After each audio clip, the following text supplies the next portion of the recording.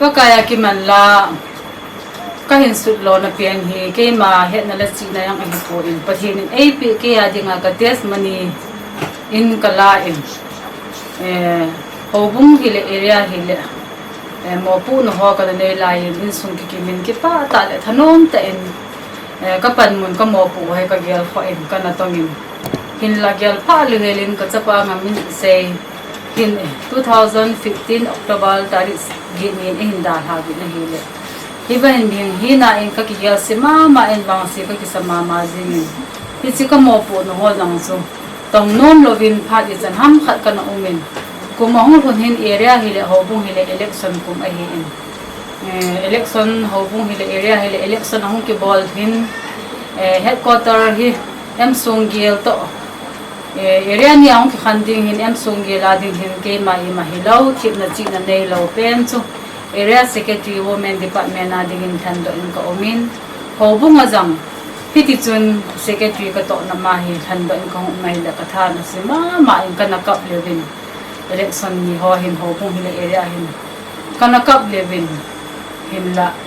ken nei pu in pathian in na to mun dinga na pi he ti in ke jang hi ti chun pathian na taw pumin thasithim ta hin ka to ngane le wa chun pathian ho ki na ho he aza za ka changin pathian in e ho pi in lungmon aza za no e hin pi ne le he wa chun pakaya ka kimana ano dan le lagaw hin po at pa dan mo hi kan he chi na sila hi kan su na hi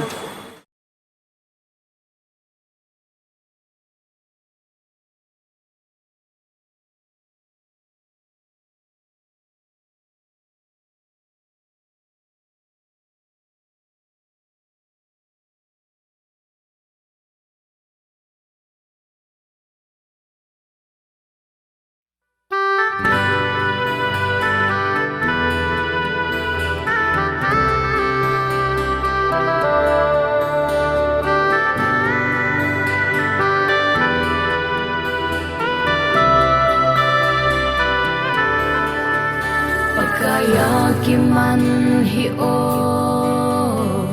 itino hitam Kalungdon kahesoh nikom jongleh